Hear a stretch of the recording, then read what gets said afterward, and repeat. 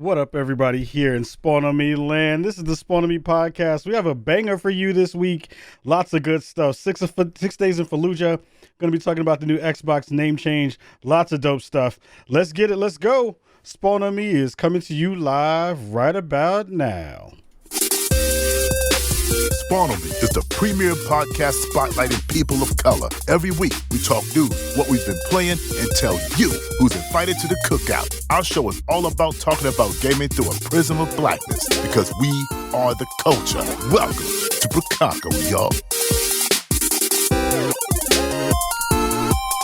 What up, everybody here in Spawn on Me land? What's good, everybody? I hope you're all doing okay. I hope everybody's doing well. I'm your host, Kahlief Adams. I hope everyone in the chat, everyone here in podcast land, everyone in Brookago is doing well. Shout out to everybody in the chat. I see Boogie, I see Soccer, I see Engaged Family Gaming. Shout out to all of you in the chat. We have lots of dope stuff in store for you here in Twitch land and in podcast land and everywhere that you reside in Brookago.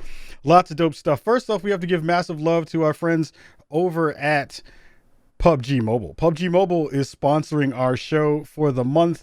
Massive shout out to them. We'll be giving out a code later in the show in our show notes here on YouTube and on Twitch and in our podcast feeds, where you can get some in-game content directly tied to us and all the folks in Brookago. Make sure you're coming through and getting some of that love there. Of course, you see stuff in the back if you're watching the live show. You got the Zoa fridge from Xbox. You got the Bring the Rock to Spawn on Me love up on the big board. You got the Zoa in the back. We're trying to get them cats up in here so they can rock with us on the show. Lots of good stuff happening here in Brookago. Lots of things to talk about moving forward and a little bit later in the show for sure. So we have lots of stuff to talk about in big ways going forward. So lots of cool stuff happening. Everybody in the chat, just let me know how things are sounding. I always want to make sure things are sounding good. We got to make sure things are sounding good, things are looking good, making sure that everything is okie dokie smoky, because sometimes, you know, it just winds up getting weird. It just winds up getting nuts when you miss a couple of shows and all that kind of stuff happens, and it just winds up being weird. But we have a banger of a show. We have a lot of cool stuff to talk about. It's been a lot of conversations about various different things, and I feel like now's the time to kind of dig into it. This show is going to be a little bit long, and it's going to be a little bit funky for all of you listening to the audio version of the show, because we're going to be playing some clips of certain parts of the conversation going forward towards the beginning of the show. But again, if you missed last week's, make sure you go checking that out on the feed. We had a fantastic conversation with head of D&I from Niantic Labs, Trinidad Hermida. I almost forgot her name. I was about to call her Niantic Hermida, which is not her name. Trinidad Hermida, which is the head of D&I over at Niantic. Blast of a show. She is brilliant as always, amazingly cool, and she is just amazingly super dope. So if you missed that conversation, make sure you're going and checking that out. Also, if you see a little something here across the chest, there may be a little new stuff coming. If you're thinking about new merch, there may be some things rocking as well, coming up with a couple of announcements that we'll be talking about. Not merch stuff during the end of the show, but other stuff that you might have seen if you've been following me on Twitter. At KajaiKins is where you can find me at, over in those spaces. So, jam-packed show, going to be a little bit long. Lots of clips that are actually kind of long and should be, you know, long because of, I want to give full context on the conversation that we're going to have tonight, and I don't want to shortchange it. Of course, there are some edits there for time because, you know, the piece of content that we're talking about in terms of 6 Days of Fallujah came from our friends over at IGN, and I'm not going to run a full hour-long conversation that they had on our show. Doesn't make sense, but I chopped out pieces that I think make a lot of sense to the conversation, which I want to dig into this week. So again, thank you all for hanging and rocking, and let's get into all of it. Let's jump into the 411 and get right into the conversation.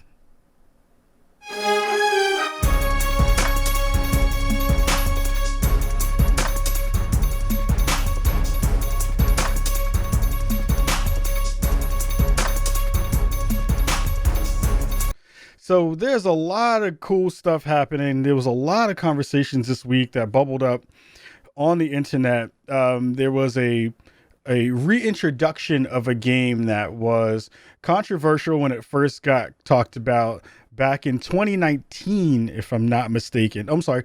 Actually, no, let me go back. That is 2009, in which this game was about to be shared with the world initially. 6 Days in Fallujah was a game that talked about wanting to give, a very detailed version of the conflicts that we saw within the Iraq War and how, conversations around those acts were going to be kind of put into video game form. It was controversial back then. And now that a new trailer has come up, discussing and talking about those things, that conversation has bubbled up again in a more profound and even more, strife-ridden way. Which, if you're paying attention to the feeling in the room and the conversations that have been having around, the conflict that happened in Iraq, the war crimes that went along with those acts, the U.S. occupation of Iraq for what has been over a decade, you would be surprised if you did not know that there are many, many folks who were not excited about the prospect of having those kinds of conversations and conflicts displayed within a video game format. There have been lots of conversations about why that's not right. There's been lots of conversations in the gaming community around why it's unnecessary to have that conversation. And it's been pretty interesting to see how different folks have come to those conversations around that particular game. And I'll say that the conversations that I have heard of late have been both enlightening. They've been frustrating. They've been difficult in terms of the angles that I've seen many of my peers kind of jump into the conversation, which I think has been one of the things that I want to talk about today, because I think that that's a part of the conversation in a real way. But I want to start that conversation with the trailer. Again, audio folks, you're going to hear a lot of stuff. You're not going to see the visuals that go along with this. It's necessary for the format and the way that we're going to do the show. And I would implore you to kind of, if you do follow and listen to the show, go back and go check this out on YouTube, because I feel like you'll get the kind of best version of what we're trying to talk about today. So I'm going to relay and show the trailer first to kind of lay the foundation for the conversation. And then we'll continue to kind of move forward with that right after this. My name is Jason Kyle. I was a sergeant with Lima Company, 3rd Battalion, 1st Marines. On November 9th, 2004, I entered the city with 12 Marines plus myself. And by November 13th, I was down to 4 Marines and myself. 6 Days in Fallujah recreates stories from the battle based on eyewitness accounts. One squad has already walked down this alley, so we're just like walking down pretty confidently, and like these guys just open up. There's one in the alley! There! I got you. Alley looks clear. Go right, on it. Watch out! Suppressing fire! That was the go command. One tap issues orders to your team based on what you're pointing at. Pin enemies in place with suppressive fire while you flank.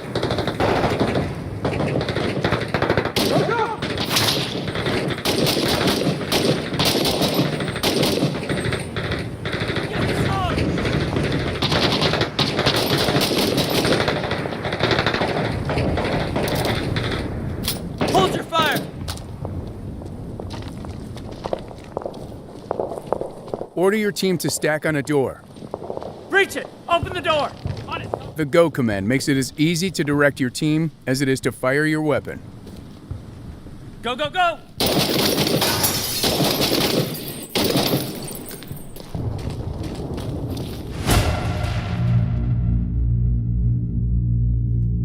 person who goes in first is never wrong. They have the most to fear. And as soon as I walk in, I see a machine gun right in front of my face, maybe 10 feet, 15 feet from me. Every time we would go into one of those buildings, you never know what to expect. You don't know the layout of the house until you get in there. And then you still don't know it until you go all the way through it. Room clearing, house clearing, it's different every single time. Marines and soldiers never knew what was waiting for them behind the next door. And if you want a realistic experience, neither can you. 6 Days in Fallujah reshapes the battlefield every time you play. Each room, each building, even the entire neighborhood is generated procedurally. Every map is a new map. So just like actual combat, you'll never know what to expect. You hear that? Up there!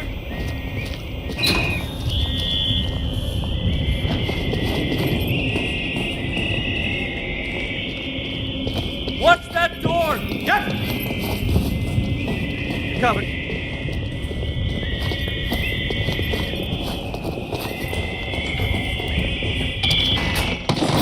Contact! We got contact!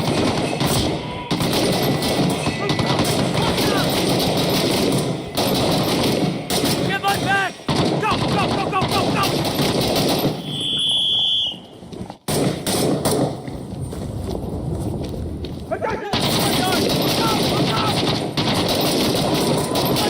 Down there! Look out!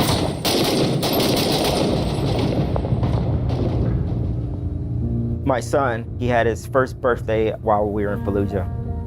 I wanted to take a picture. So I wrote "Happy Birthday, JJ" on a piece of cardboard and I held it up. That was the most difficult day I had there. It dawned on me, it's like, I can't die on my kid's birthday. That's all I thought about all day long, was dying on my kid's birthday. Let's do this! Go here. You clear? On me! Let's do this. I got this one. Clear. Room's clear!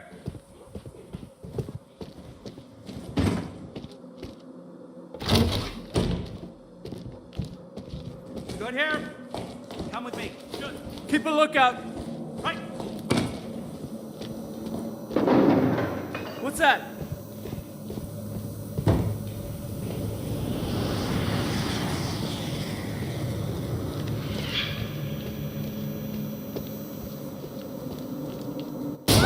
On our left! Who's there? Step out! Salim, nefsek!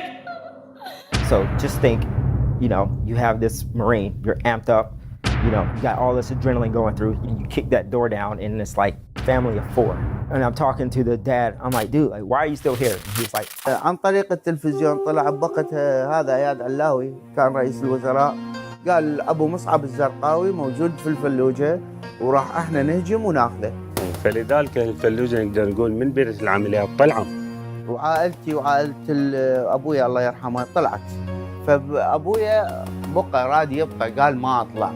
تعرف اهل الفلوجه القدماء ايه يعني هاي بالنسبه لهم عار بانه يطلع محتل جاي ويطلع من قال ما اطلع هذا ابقى.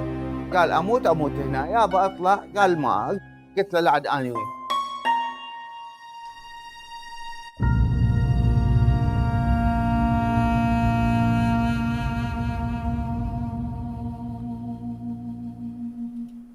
So you have that as the foundation of the conversation today.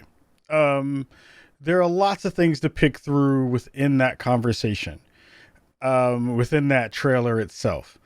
It is very interesting because I was watching the Five Bloods, the Spike Lee movie this weekend, and a conversation popped up that I'll talk about in a second. But I want to share. Off the heels of that, I want to share another viewpoint in this conversation. Again, there have been many during the show during the conversation this week. Friend of the show, person who I love, cat who I respect a lot, Rami Ismail, of Vlambeer fame, and Arab developer who has been extremely outspoken, not only about issues that happen in the Arab world and the way that the United States and US and Americans kind of come to those conversations in a not great way.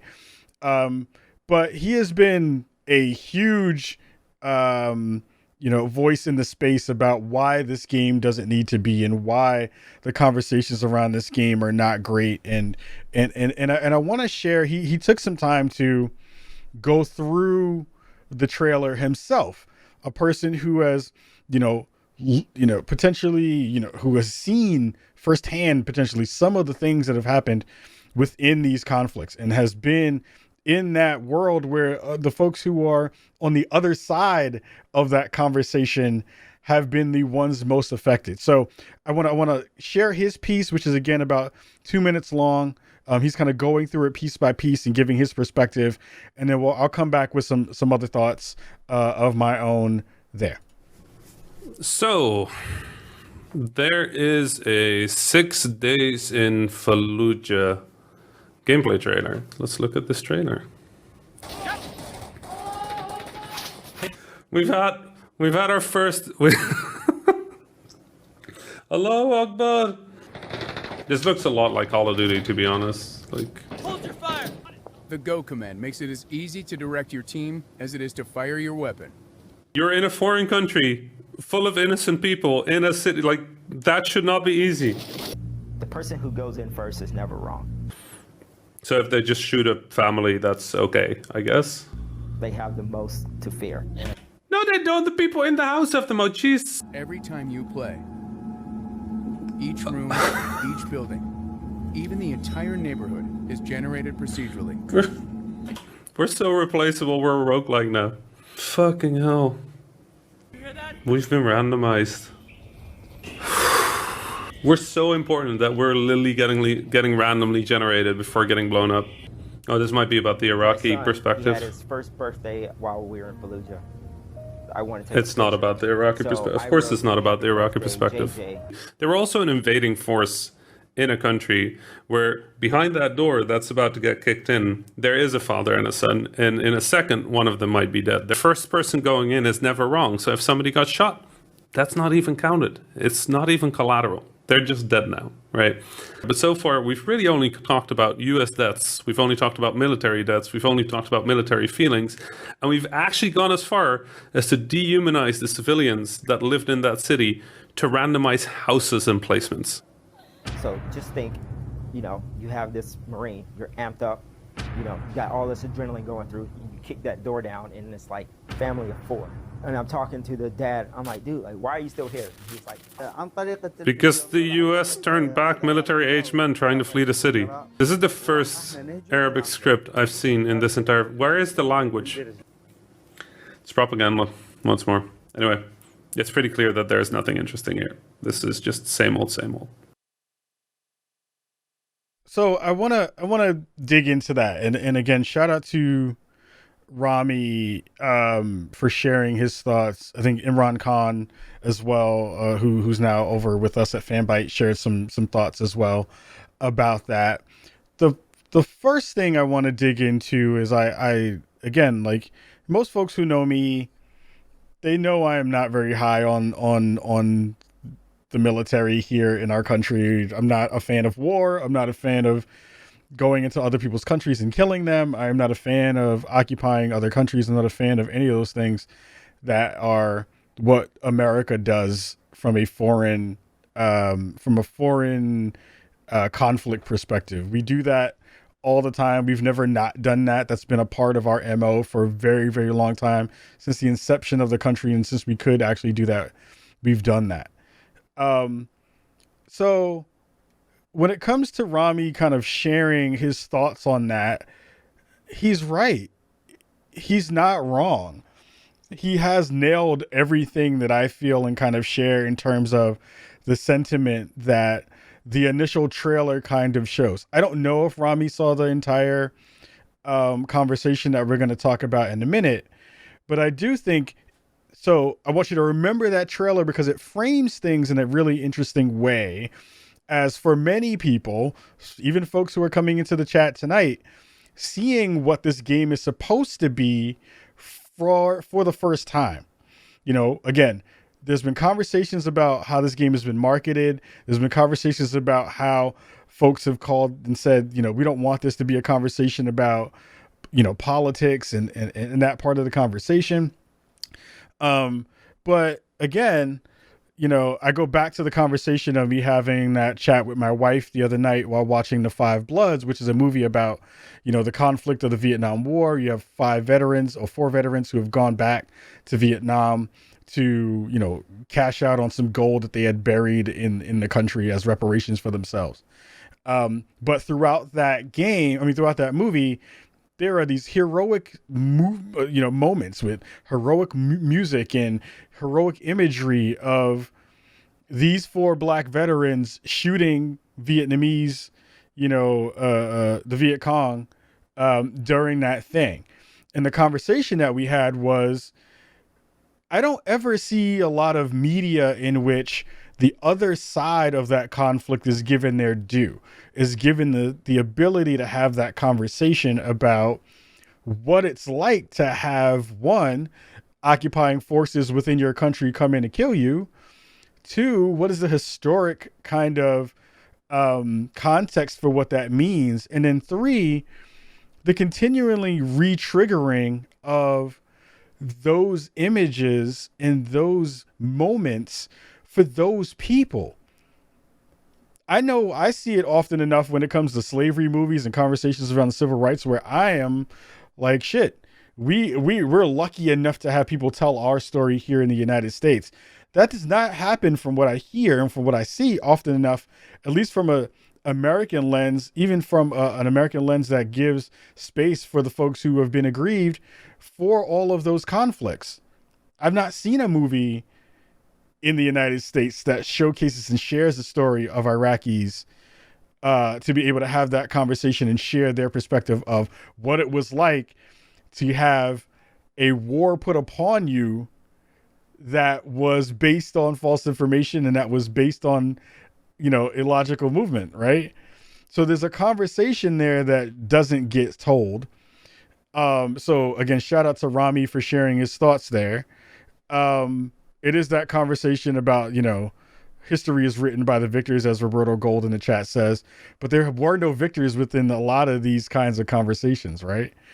So I want to go back to the game because I think that there was a really interesting interview that happened on IGN from the fam. Why am I forgetting his name? Ryan McCarthy. Ryan had a really good interview where he brought on 2 of the devs from the team. Let me see if I can pull their names up because I don't want to get it wrong. And I think for the most part, because IGN basically had this story first and they went and did a, here's the first look at everything that's happening within this game. And then they did an hour-long interview with McCaffery. Why did I say McCarthy? Ryan McCaffery, thank you.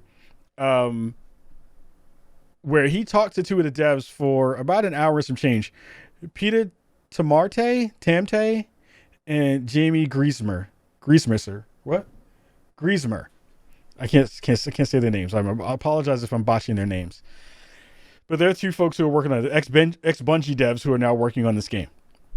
So they have a pedigree in the shooter space, which is interesting. So they brought them on, had the conversation, and I think that there were some parts within this game or within this conversation that I think are actually interesting. And the reason I wanted to bring that up is because there were so many people within the press who are, we have a lot of folks in the super woke side of the press where the conversation often becomes early on that if there's anything that you see that you feel doesn't have a place, you have to burn it with fire. And that part of the conversation I feel is super detrimental to bringing up conversations in a good way, broaching them, and then actually tackling the issues that are at hand. I saw so many folks who are my peers being like, this game doesn't need to exist. This is propaganda that IGN is doing. There's no reason for them to cover this. It's stupid that they're doing it. They're just giving space for this game that's going to show, Iraqi civilians getting killed. I don't think it's propaganda. I think there's a reason why you show this. I think there's a reasonable space that you can find to be able to talk about this in a good way that gives you the ability and the chance to put all those grievances again out on the table. We already saw this happen in 2009 when the game got pulled by Konami, but now, we're seeing that there's this weird kind of layer of, I don't want this thing to be talked about. There's no reason to discuss it. There's no reason to have a conversation about it and I'm sure most people probably didn't see the full hour or go through the full hour interview that was there. And if they did, and they still came to that conclusion, I still find that weird. But I think that was a weird side note to a lot of the things that we're going to see and hear in the next couple of months when this game winds up coming out, and especially during the time when the release window happens. I think there's going to be so much energy around why are you even showing it, which I think is a detriment to the space and a detriment to the good conversation and a detriment to, again, one, holding people's feet to the fire, which again, they're going to be able to break down once the game happens, but a lot of people haven't heard even the side of the people who are making it. So I want to share a little bit of that because I think it's important for context, and I think it's important to be able to kind of, lay the record where it needs to lay. So, some of the things that were in the conversation around the game that I thought were weird, kind of lay within the conversation that happened on IGN. I forgot what order I put some of these in. I'll listen to them with you again. Some of these clips are fairly long, so you're going to have to listen through it if you choose to. But I think I clipped them in a way so that you'll get the kind of most concise parts of what you need, so that you'll be able to kind of get better context for it. So, and I'll go through it as soon as we finish with the clip to talk about the parts that I found interesting. And we'll have that part of the conversation in 1 second. Our first clip is coming up right about now. It's about 8 minutes long. Here we go. Peter, being wily, sent me a bunch of the videos. He said, okay, well, just watch these videos. Maybe they'll inspire something. And so then I found myself watching these hours of not just service members, not just U.S. Like Marines and soldiers that were there, but I mean, these interviews, it was with the police chief in Fallujah at the time. It was with the governor of the province. It was with, people who own stores in Fallujah, right? Who, were just trying to make a living. And every few minutes, someone would say something that floored me, where I would just say, I had no idea that happened. I had no idea that this was like that. Why isn't anybody telling us that this particular thing went down? And I was engaged with the news. I was addicted to cable news like everybody else at the time. Yeah. It just was not being covered. And so I went back to Pete and I said, okay, if we're going to do this, it's not going to be Medal of Honor light, right? We're not going to be a budget version of Call of Duty and get this done. Yeah. It's going to be, we're going to make a documentary. We're going to make a video. I mean, there's been plenty of documentaries about video games, but there hasn't been a video game documentary. Yeah. We're not going to try to tell a story, right?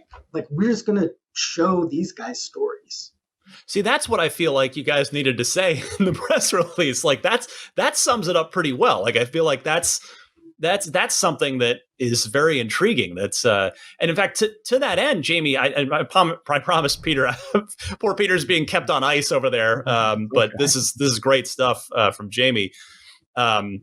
Is Jaime, you're kind of most famous to the game playing public, at least, of being the 30 seconds of fun guy from Bungie. You're the guy that sort of produced that, developed that. I think most people you're not know me taking like credit, that. but that's. I think most people know that quote because of you. I think you were the one who was really like kind of giving me that moniker. Whatever. 30 Seconds of Fun was that was what Halo was. Yeah. Right? Like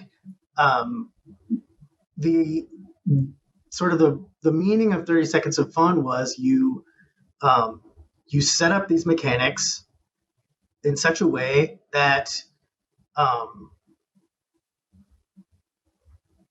the actions that you have available to you are constantly changing, and the situations that you're getting thrown into are constantly changing, but there's still this repeated loop of melee and primary weapon and grenades that are, it's just keeping you in the flow, right? Right.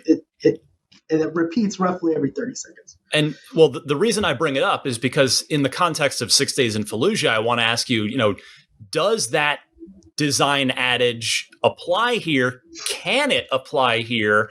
I mean, with something that is this serious, that is attempting to be a playable documentary, what is the fun, or is it fun as far as like the gameplay goes? Because it's not meant to make you hoot and holler and go, yeah, So what are the design? So all of that, and then the postscript to this question is, what are the design challenges of a project like this from a gameplay perspective?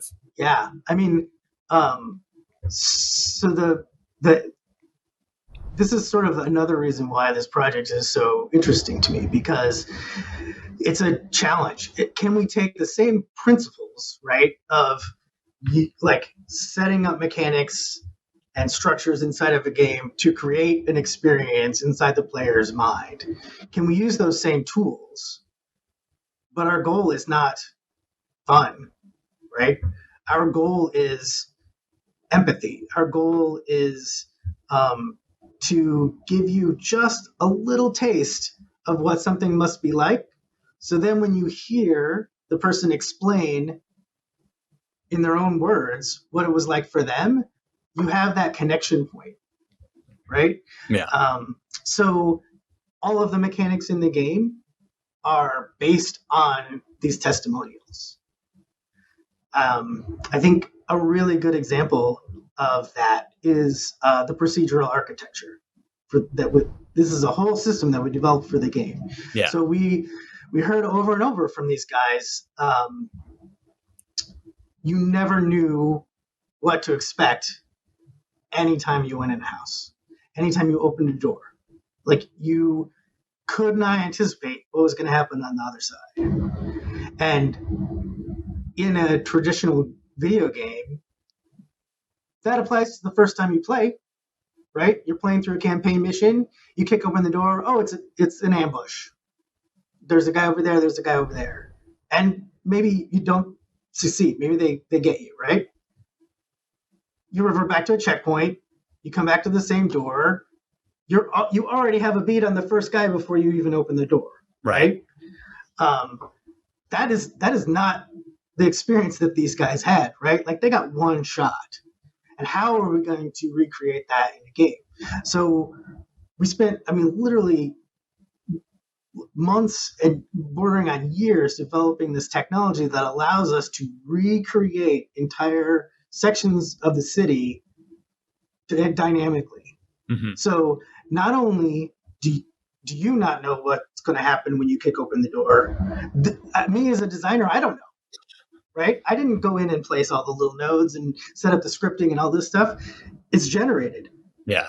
Right? Kind of like Diablo, right? Where they procedurally generate their dungeons.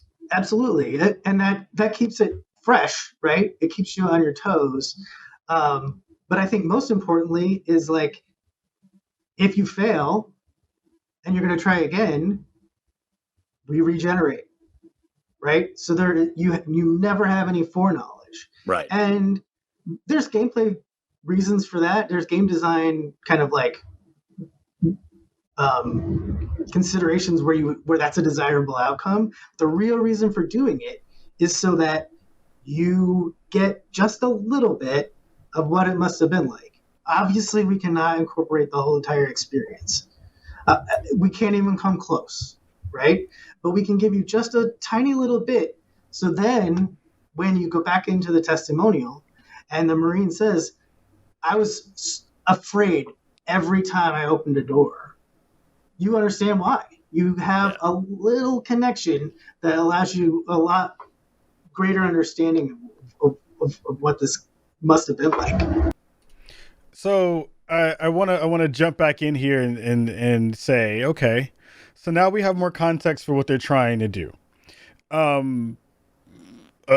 point that I wanted to bring up, and a point that Engaged Family Gaming brought up in the chat, that I believe as well, is if the idea for this game is to make this a playable documentary, you're going to wind up having some issues, and you'll see this during the clips that I've shared, that even within the two folks that are on the team, there is some tension.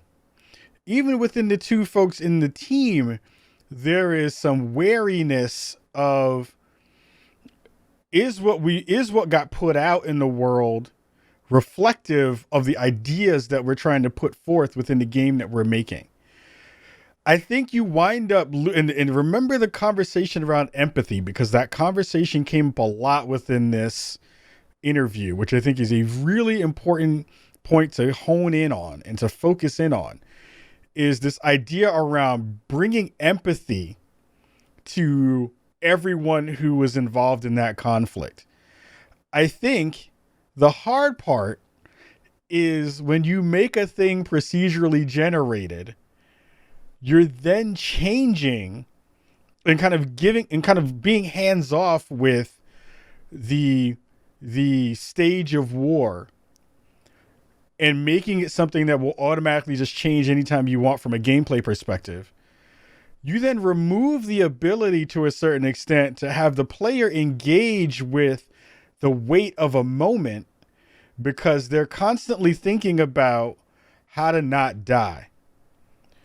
The other part of that conversation, and you'll see another clip that comes up later, is that once you've done that and you've made it procedural, it changes the way the battlefield looks, it changes the way the battlefield plays. But even within that conversation, there is no conversation yet. There are some clips coming up that talk about what that must be for the other folks, for the folks who are having their land occupied, which I think is the big reason why everyone who is on our progressive side of the fence is mad at this game and is mad at this conversation, because we already know the gung-ho versions of what we see when it came to the Iraq War. We saw the American Sniper movie. We saw the games that came out with, America's Army as a recruitment tool. We saw all those things kind of in the mix already. We've not seen that conversation happen from the other side of the fence.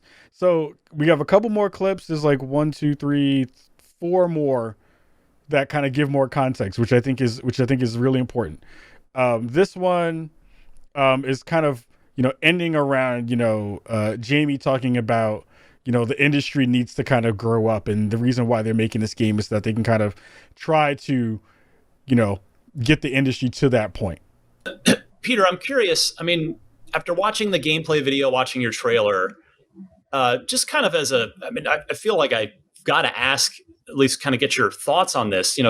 This is, as you've seen, as we've talked about, and this is a subject.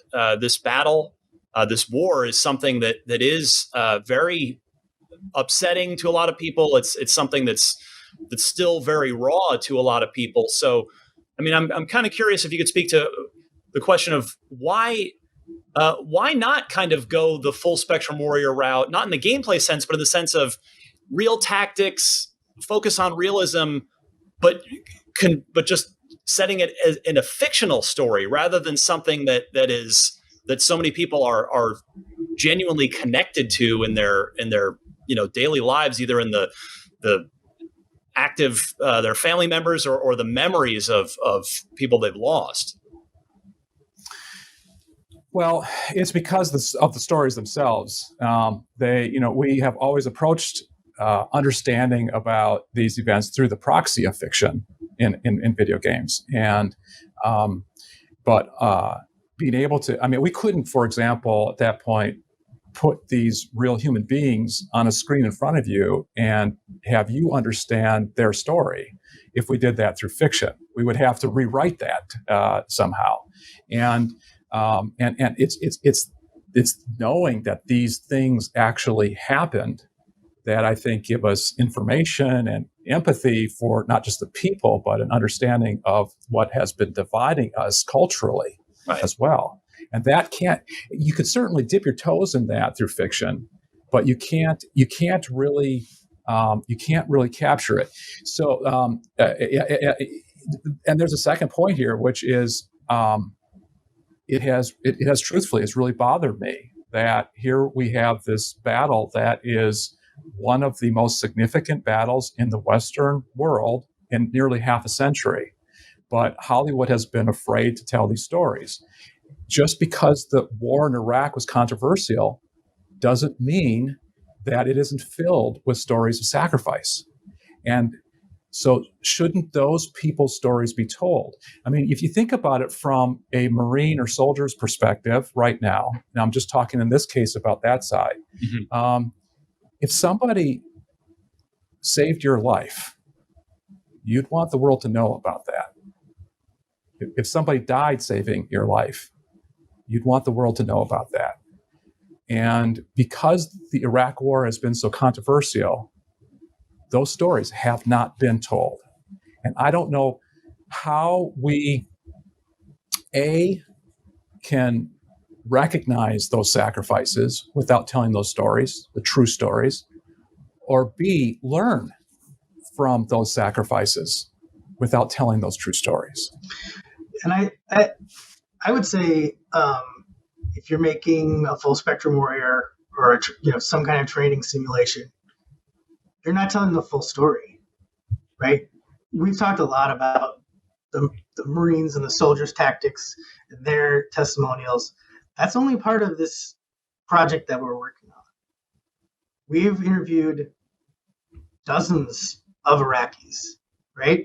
In fact, we were kind of like laying out, here's the events that we want to cover. Here's the parts of the battle that we want to cover. And we started seeing holes. It's like, it's easy for us to find somebody in Florida who was part of the Marines to interview, but there's this whole component that we don't have enough testimonials from Iraqis, to be frank. And so last year we have an embedded journalist on the team. He has done journalism in Texas, covered all kinds of sort of difficult, serious topics. We sent him to Fallujah to get more interviews from Iraqis that lived in Fallujah at this time.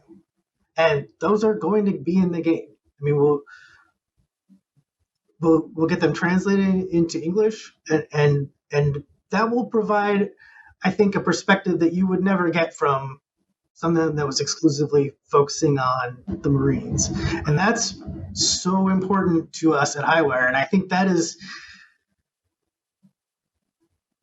maybe the most difficult thing about the reception so far is kind of our intentions in doing this. I've read dozens of books on this battle, watched every documentary out there, and the one thing that keeps coming up over and over is how inevitable and inexorable it felt to everyone that was involved, right? It's like this boulder, and it is rolling down the hill, and it is just crushing everyone. And everyone feels powerless, right? To stop it. Everybody on the ground is just feeling like, they're being asked to do these things, or they're having these things thrust upon them. They had no choice in the matter. And if we just stick our heads in the sand and refuse to talk about it, it's going to happen again. That boulder is going to keep rolling and keep crushing us. And so,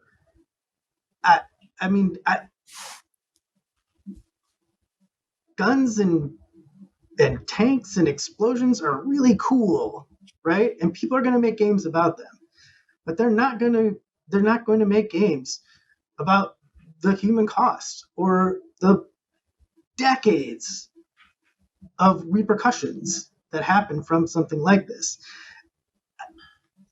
If we don't, if somebody doesn't at least try, right? We're going to chip away at that boulder. We're a tiny team. We're 20 people. Yeah. Right? We have, this team is smaller than a Halo multiplayer map team, right? And this is an ambitious project, and I hope this is like the first of. I hope more teams jump into doing things like this, because I feel like it's time for the game industry to grow up. So, lots of stuff to dig into with that clip, and I'm seeing some fantastic conversation within our chat. So again, if you're listening to the audio version of this is why you should be definitely checking us out at twitch.tv/SpawnOnMedia and coming through when we do our live show. A couple of things that I want to dig into that a lot of folks kind of talked about within our chat, and I think are salient points that come up when I think about that, of what Jaime shared and what Peter shared. There's a couple of quick things that come to mind. So that's one of the things that we have been worried about. Is like, will the Iraqi side of the story be told? And they said that there are going to be parts of that conversation that happen within that conversation. The idea that we went and spoke to some Iraqi folks and had them share their stories. One, that's also goes back to the conversation that I was talking about with the Five Bloods of, now we're kind of re-traumatizing people for money. And we're saying, we want you to go back into your mind and think about the occupying forces that are on my side that came to your country to kill you. And I want you to tell me about how that feels so that we can make money off of this thing, trying to tell a story for you. Think about how fucked up that is in the grand scheme, even if you feel like there's a potential noble cause behind this. And I think that there is, some value in what's happening here. I think there's value here. I don't think it's fully going to be realized in the way that they believe it would be because of the political leanings of most of the folks in the game space. I think because of the way that they're trying to tackle it. I think of the kind of base premise doesn't make a lot of sense in the way that they're trying to do it. But thinking about all of those things feels like, again, there's a huge disconnect between, even if you're trying to tell that story in a respectful way, of broaching it in that way. And I think to a certain extent, I don't know how you would do that work in a way that feels respectful unless you did not make this a game. If you did not make this a game, there's probably a way to do this in a way that feels respectful. But once you have then taken that premise and that idea and then said, we're going to give that information that you gave to us and then put that in the hands of people who don't give a fuck and probably won't give a fuck, that part of it makes it feel gross. Because you can have good intentions for explaining what this means to the world and all the repercussions and all the ramifications that go along with that. But as soon as you then give that to another person to say, here's the scenario and you can do whatever you want with it. Again, the procedural generated parts of the gameplay, deviating from the particular parts of the story because you can, because there's freedom in that, because you have to make a game. Then that part loses the emotional weight that you can put within a game like this. So I think that was a really important part of that conversation in which you hear Jaime talk about, wanting to make sure that the parts of the Iraqi story are in there. I don't fault him for putting that part in there. I think he's being honest about what they're trying to do. I just don't know if the idea of the concept is going to wind up getting to the space in which they're hoping it lands, which I don't think is probably going to happen because of the gamification of these human beings who we occupied their country and blew them the fuck up. I would also love to see when the conversation happens a little bit later in the show, or, a couple clips down, or like maybe one clip down, the conversation of like the idea of what was happening through the Iraqi folks' eyes. I know damn well that a game like this would never, ever, ever, ever, ever showcase the side of the Iraqis that was defending themselves. That was like, I'm trying to kill these Americans to get them out of my country. They will never show that part. I know they won't. If Highwire and the folks, who are making this game can show that and fully realize that and showcase that side of the conflict, I will give them props for that, because that is a thing that has not happened in any game that I've ever seen when it comes to a military conflict of any sort that involves Americans. There is hardly any ever, even in Battlefield, 5 and 1, where you had the opposing, you had the different factions within each part of the particular wars in World War II. There was never really a prism in which the person who was being occupied, their side of the story was really told in a way that was like, yo, fuck y'all for coming over here and trying to kill us for no goddamn reason. Different conflicts, different reasons. I believe the Iraq war was one of convenience and not one that was necessary. So that is my framing for this conversation. So understand that first. But I think that is a big part of the conversation to remember, is like, how much screen time are these Iraqi folks going to get? How much of a story are they going to be able to be told? Because there's always going to be folks within those groups of people who are aggrieved and occupied and destroyed that doesn't get the full breadth and depth of that conversation, because it is still a thing that looks at as anti-American, which American games do that, right? So a couple more clips. Thank you all for busting through with this. I think it's good for context, and again, I think it makes the points that we're trying to figure out for this particular parts of the game. A couple more real quick. Peter, that's actually a perfect follow-up for you. I have the luxury here of being able to follow up a couple of other interviews you've done. And in one of those, you'd said on the subject of including the stories and even some missions of gameplay content of Iraqis in this game. You said, because there's apparently there's not too much of it. It's a little bit here and there in the game. But you said very few people are curious what it's like to be an Iraqi civilian. Nobody's going to play that game, but people are curious what it's like to be in combat. So, I mean, it sounds like you guys. I almost feel like there's I don't mean contradictory in the quite combative sense, but it sounds like from what Jaime's saying that there is interesting gameplay to be had there, but yet it sounds like it's a very small piece of the game. I think that people are not, broadly speaking, right? I'm talking about reaching millions of people here. That it'd be very difficult to try to create a Iraqi civilian simulator, for example, and attract millions of people to that experience. But when people are participating in this experience as a tactical military game, we can unveil for them the Iraqi civilian experience as part of that, making that experience and making the player want to understand more about what is happening within the context of the battle, what the civilians are seeing.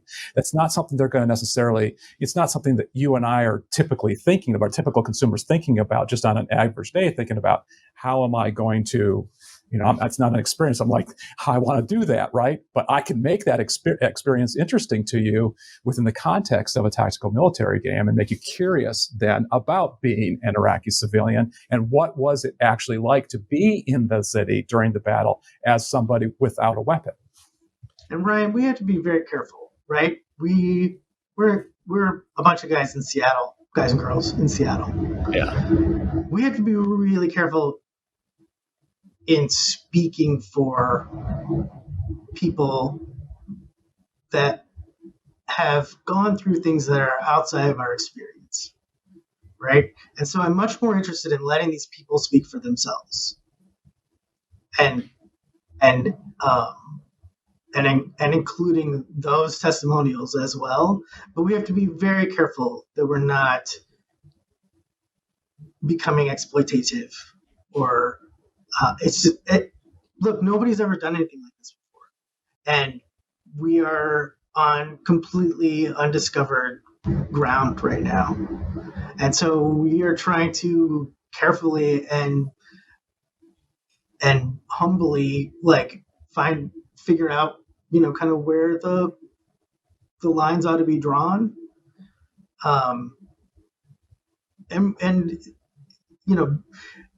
I think that I'm very proud of the team for they approach each of these topics with a seriousness that I think is appropriate for the subject matter.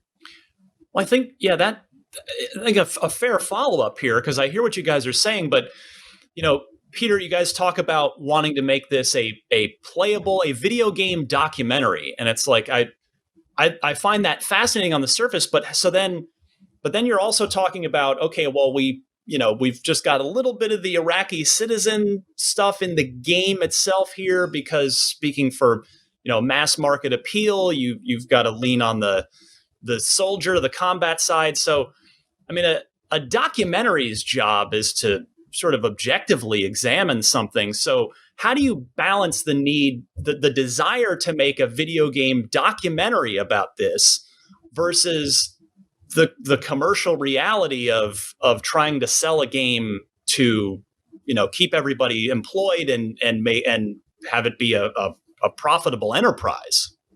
Yeah, I think people will experience that they'll get more of an understanding of the Iraqi story, not just from the stories that the Iraqis are talking about, but the realities that the player experiences as they have to overcome these challenges in the city, because there are consequences on the people for the things that the player has to do. So it's a comprehensive kind of thing. We have to be careful with the word documentary, though. So documentary is recounting factually how something happened, and I'm careful. I've been careful about trying not to use that word specifically to say that, because we are documentary in the sense that we are going to allow the people who were there to speak to you directly, right? And they're going to talk about factual events, but then we challenge you to actually experience that story as a participant, and then you are actually creating that part of the story after that. Right? So what we can do is we can set the conditions that existed at the beginning of a mission, for example, and require you to complete the same objective, but how you do that is somewhat up to you. So that's why we got to be careful about the word documentary, because it may actually be implied to say that the player is going to follow the exact same path that actually happened. That's not true. Our goal is to make you understand through empathy the choices that individual had to make and the situations and dilemmas that they were in. So I want to. Someone asked in the chat if Peter was a dev or on the PR team. He's on the dev team. So and to add a little bit of context of that, in the initial 2009 formation of the team around this game, Peter was a part of that initial conversation and initial pitch of the game. He left the gaming industry for a little bit. After after the game got killed by Konami from the Japanese portion of Konami, it got killed. Then Peter kind of left the game industry for a little bit, as they share in the beginning of this IGN interview, which again I think everybody should go check out if you really care about this subject. Peter then, pitched that to Jaime and their team over at Highwire, who were making Golem, to see if they wanted to be involved with it. So I think that context is important, because you can see the differences even within the conversations and points that Jaime is trying to hit and the stuff that Peter's trying to hit, which, if you think about it, is very, very interesting. And it shows that, again, there is this confusion, even within, or at least it feels like there's confusion between the way that they want to talk about this. The conversation initially started about this being a video game documentary, and then you see Peter kind of, pulling back a little bit to kind of reframe that to make sure that it's not something where, the ideas around what documentaries are supposed to be kind of, the first parts that you kind of like dig into in your brain of trying to figure that part out.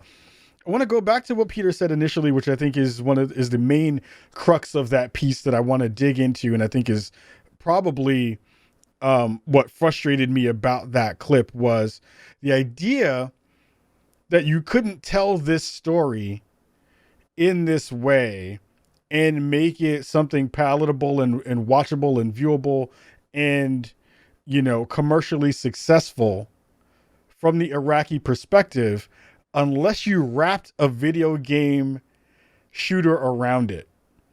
That to me was super frustrating, because I would much rather you give me that documentary story.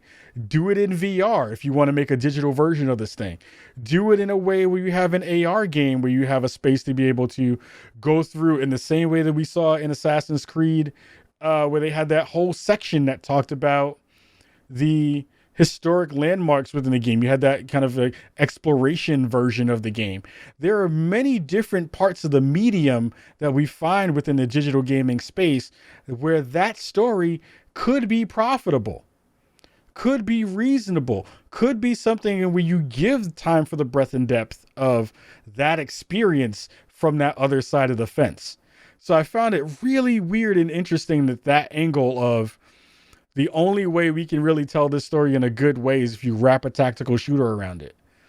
That part just didn't make any sense to me, and I found that to be really, really weird. And again, it goes back to the conversation. Again, if you're trying to have the main piece of this piece of the main thrust of this piece of content be empathy, how much empathy are you going to have when you have to shoot everybody? I don't know. Let me take that back. I don't know if you have to shoot everybody because I don't know what missions are in the game. But as a tactical shooter, the main thing you're going to be doing throughout the time that you're in it is shooting people. And you're not going to be shooting other Marines. We know that to be the case. So 2 more clips really fast, and then we're going to take a break and go into the rest of the show. And just to speak to that question of the tension between like the commercial viability and then the kind of artistic vision. This game could not have been made 5 years ago, because in order to hit the fidelity that we need to hit for you to connect with these characters, we would need a team of hundreds of people, right? I think a lot of times when these very large games say that they're not political, it's because they're made by 3,000 people on 3 continents, all with incredibly like different perspectives and experience and even understandings of what is political. So, of course, like they can't have a single vision, right? There's 25 people working on this game. So I can talk to every single person on the team and say, hey, we're thinking about doing this. And from a variety of different kind of political leanings as well. So, we can make this game without so much of that tension because we're making it with such a small team. Although at the same point, I mean, Peter, you did say that this game is not a political statement in either way. Yeah. Well, right. So let's parse that. Sure. So yes, of course, of course, the game does make political statements, but those statements come from the people who were there. And in the game, you will see real people on the screen directly telling you their story and their perspective, and then you participate in that story as if you were them, right? So that is what is unique about this project. And again, I want to go back to that conversation about when you are the person who is making the thing, how much of that actual political side of the fence gets shared? How much of that political side of the fence gets told? I am infinitely more interested to see what happens when you get to those parts of the game or those parts of the documentary where you hear from the Iraqis. And if it's going to be a shitstorm, if every one of those conversations doesn't feel like there is a place in there where those folks get a chance to say, this was fucked up. And for generations, this was fucked up. This has been here for 10 plus years. I have whole swaths of my family tree murdered and gone because of a whim from an American president or from the usual United States conflict MO. That if that part doesn't get in there, that's a problem for this game.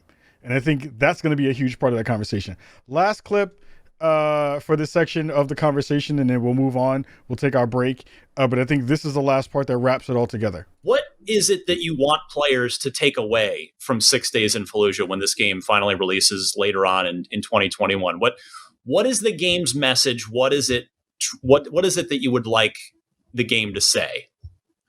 We really hope that players will understand both the cost and the complexity of urban combat. You know, Sun Tzu 2,500 years ago said, never siege a city, never try to assault a city unless you have exhausted every other option.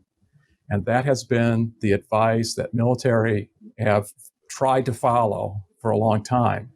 And in fact, before these battles began, before the first Battle of Fallujah began, both General Mattis and General Dunford begged the civilian leadership, do not make me assault the city. And the reason for that is because they understood that complexity and that human cost of that action. But we who sit so far removed from this don't understand that. And the farther we get away from these events, the more likely it is that we can let emotions drive policymakers to make choices that can cause enormous sacrifices.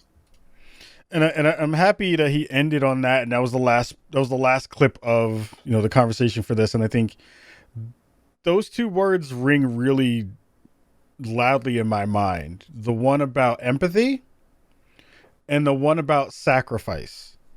And I think it's interesting to hear that kind of be in the mix, because again, when you talk about folks who have been invaded, that's not sacrifice. When you talk about people who have been occupied, that's not sacrifice. When you talk about those conversations in ways where if we as a country would have minded our own fucking business and dealt with, all the things that happened in 9/11 in a more reasonable way, we wouldn't be having the same conversations that we're having now about how we used that moment to decide that a whole part of the world needed to get blown up. It's a big conversation. It is a reasonable conversation to have. It's a conversation that a lot of Americans don't want to have, and they still haven't wanted to have since 9/11. They still want, it's the reason why people still bitch and moan about you got to salute the flag, you got to do all this stuff, and hoorah and all the patriotism parts, right? But we as a country still haven't come to grips with the impact that our country has put upon not only the Middle East, but all the other parts around the world.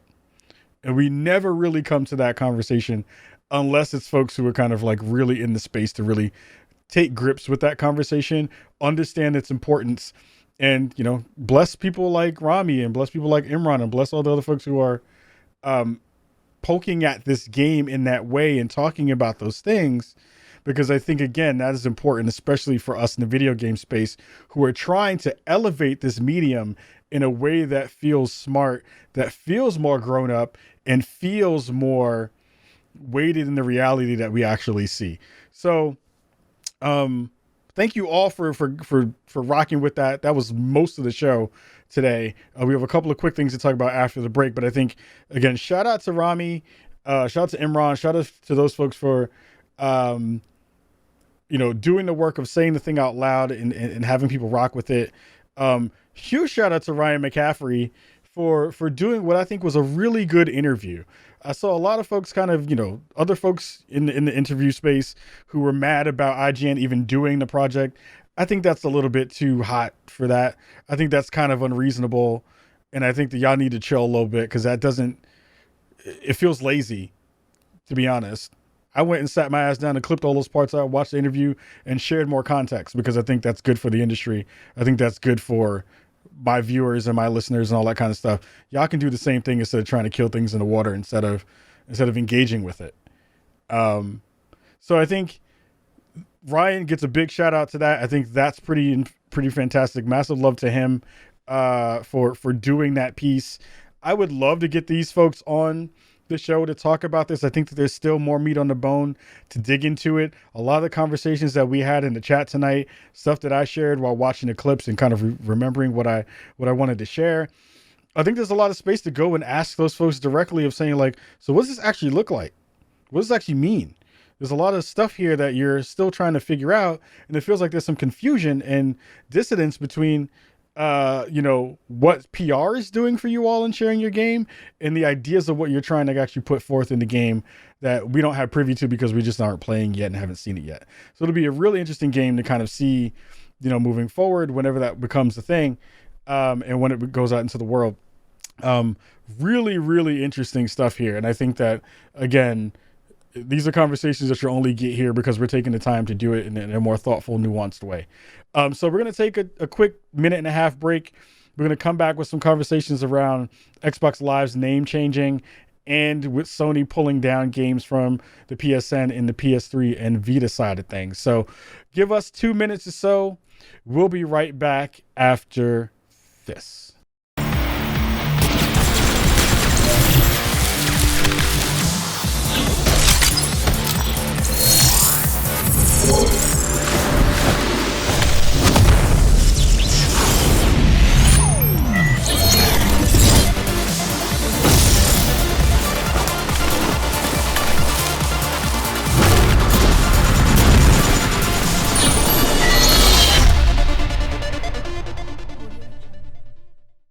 Welcome back to the Spawn on Me podcast. I'm your host, Kahlief Adams. What up, what up, what up? This is our show, the second half of our show. If you missed the first half, you missed a banger of a show. We had a fantastic conversation all around 6 days in Fallujah, game that is bringing up lots of conversation and lots of controversy in the space to be talking about.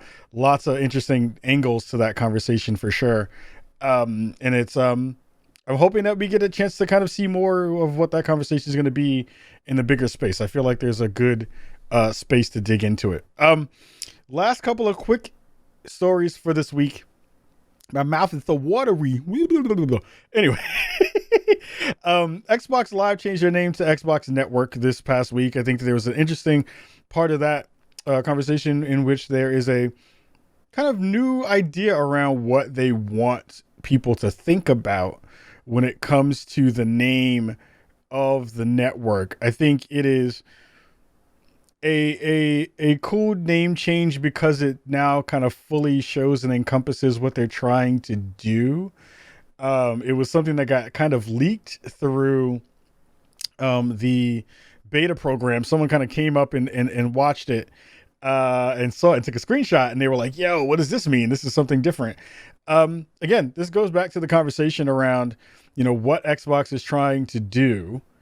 They again are trying to bridge out a better way to talk about not only what they've been doing in the space, but how they're kind of looking forward to the future. I think, again, with conversations that have come up around which new IPs they're going to be looking to buy, Discord has become a conversation in the past 40 to 72 hours.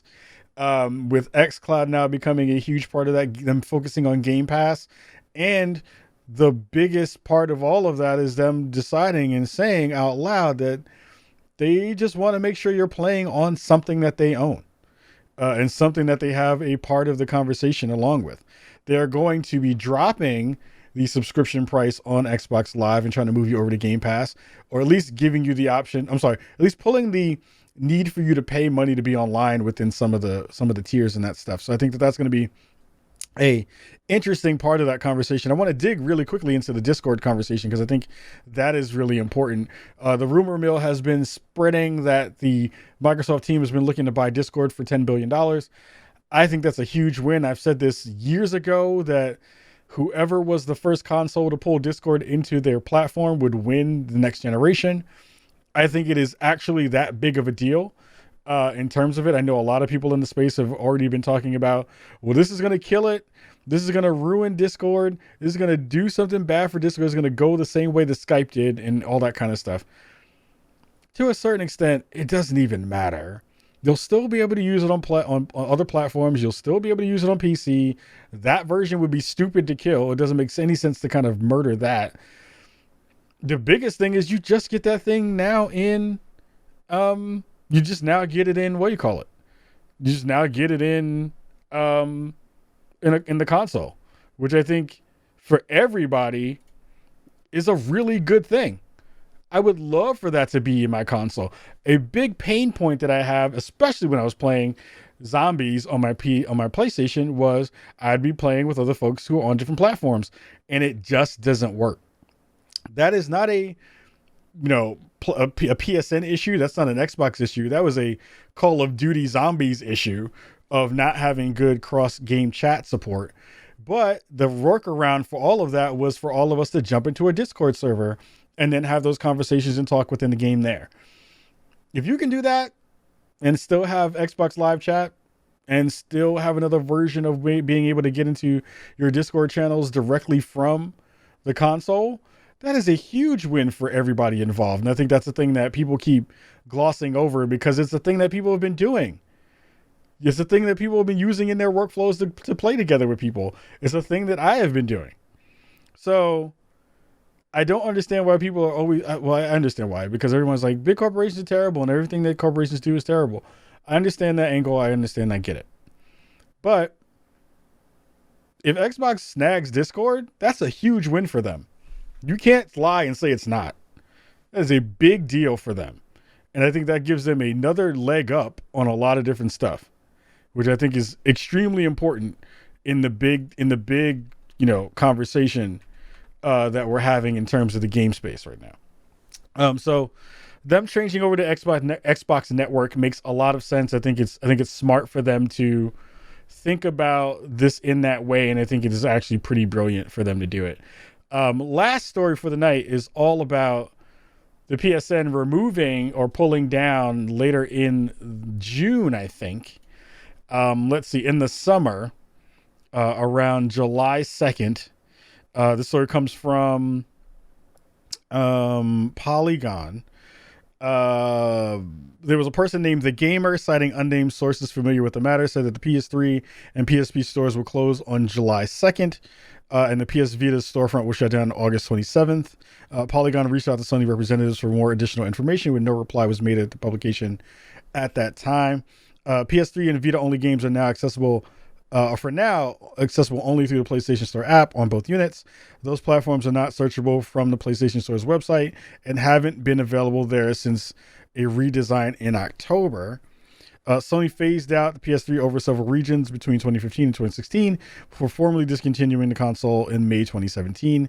PlayStation Vita, which launched in the winter of 2011 and 2012, was also shut down in March of 2019. So this brings up again the conversation. I remember someone saying 10 billion Royal Martin on as in terms of an evaluation. Maybe I'm wrong. Maybe it was million. I remember them saying billion, but in terms of the conversation around the PSN pulling and dropping PS3 games and Vita games, and the conversation being a lot around restoration and making sure that we're keeping and preserving those games for posterity and for the and for history and for all those things, I I understand that sentiment. I'm not gonna be the guy who's like, I like all just new shit and that's all I want. Although I kind of just want more new shit and not old shit.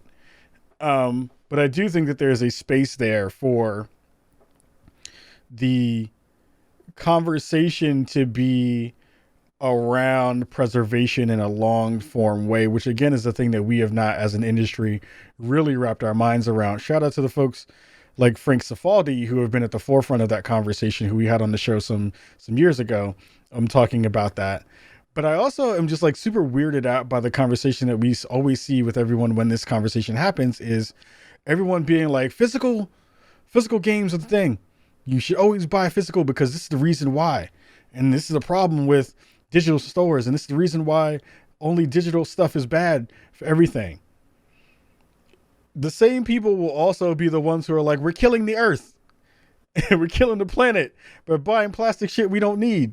And we're also trying to figure that out. It's a balance, right? We've seen the conversation that happens with cryptocurrency and the conversations around NFTs and all those things now happening about the actual, ecological issues that come along with digital stuff. But also there's a big part of that conversation with physical stuff. I remember just from my own personal experiences of what it was like to live with a person who was a hoarder for a long period of time and having to clean up all that physical shit. There's a balance there where you can have a little bit of both. And sure, like if there are physical options for things and you want to get a physical option because you think that thing's going to die at some point, then sure. But also, I am not a person who, when I think of my time on this planet, my own personal philosophy is like, at some point I'm just going to not be here and somebody has to clean all that shit up. Like someone has to figure out what to do with all that shit.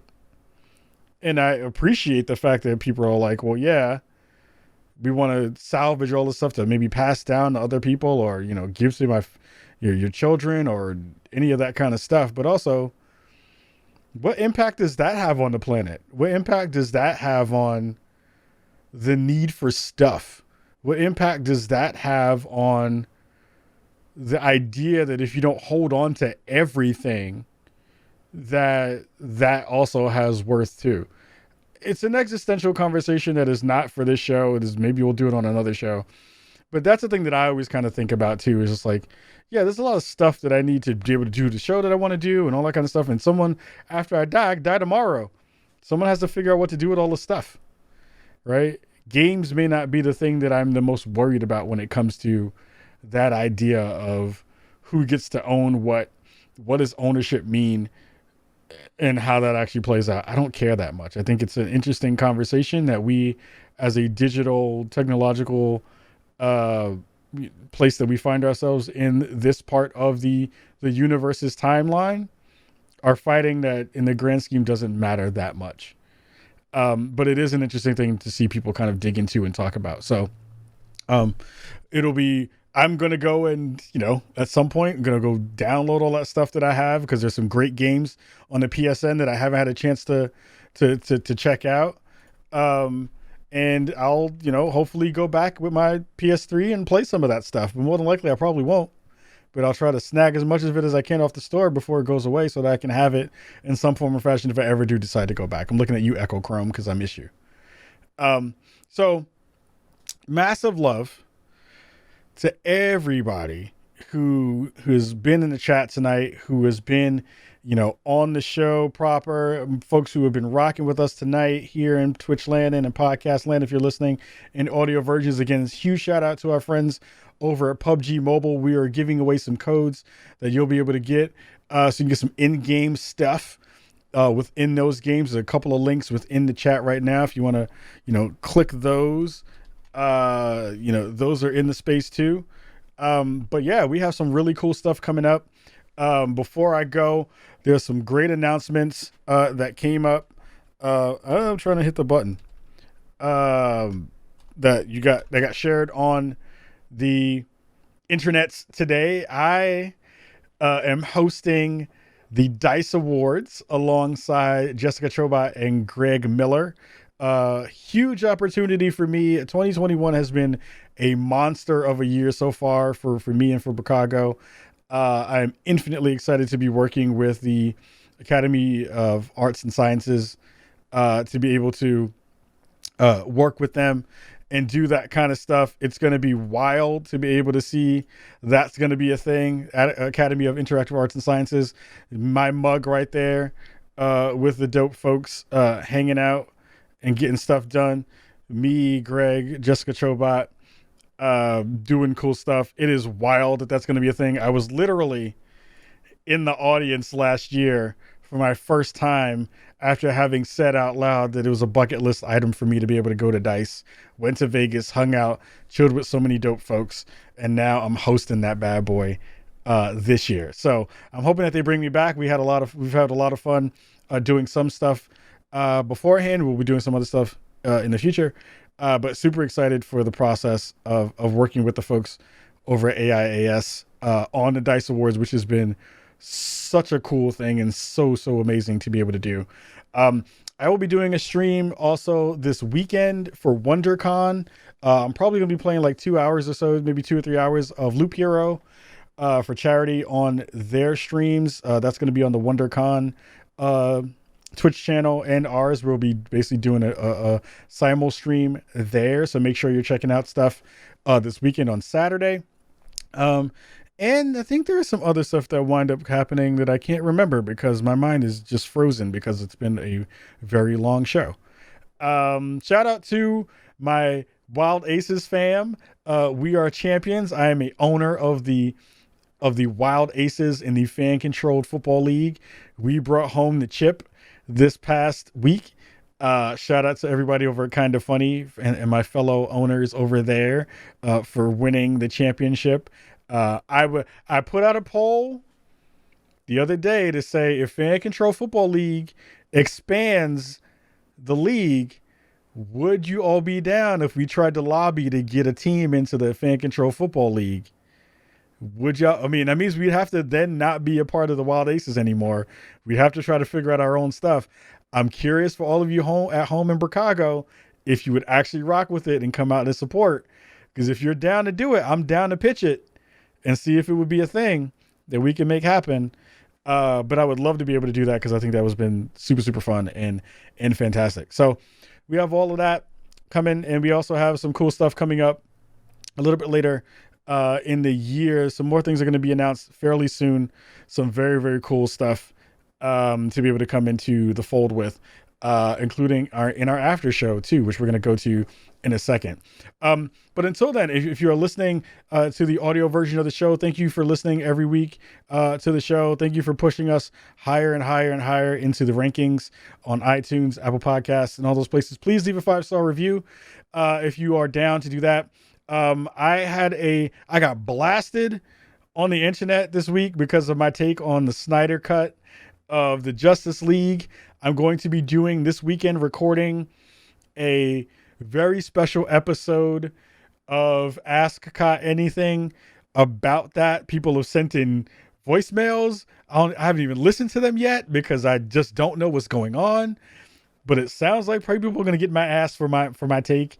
I already saw Paris send one in, so that's going to be amazing in and of itself. If you want to add to the turmoil, go to speakpipe.com/spawnonme, and leave a voicemail there to tell me how wrong I was for saying that the Snyder Cut was better than Endgame and pretty much most of the stuff I've seen in the MCU. I know people are going to randomly try to stab me in the street, but I don't care. I said what I said and I meant it. I don't give a shit. Anyway, it's my show. I do what I want. Corner 3 is also another show that we do on the Fanbyte Network with my fam, Nikki Grayson and John Warren. Please make sure to go check out our basketball podcast over there. We're going to be talking about there's no big cap. You got it here, Dipper. I saw you. We're going to be talking about the trade deadline. I'm going to try to get that in early and see if we can make that happen a little bit earlier in the week. Yeah, we're going to have a lot of conversations around that as well. So make sure you're checking out everything there. Again, massive love to you all, everybody in podcast land, everybody in Twitch land. If you're in Twitch land, hang out for a couple more minutes. We'll probably do another 5-10 minutes or so because my voice is hoarse. in our after show. Everybody else on podcast land and YouTube land, we'll see you next week with another dope show from the Spawn on Me podcast. Much love to you all, and we up out of here. Peace.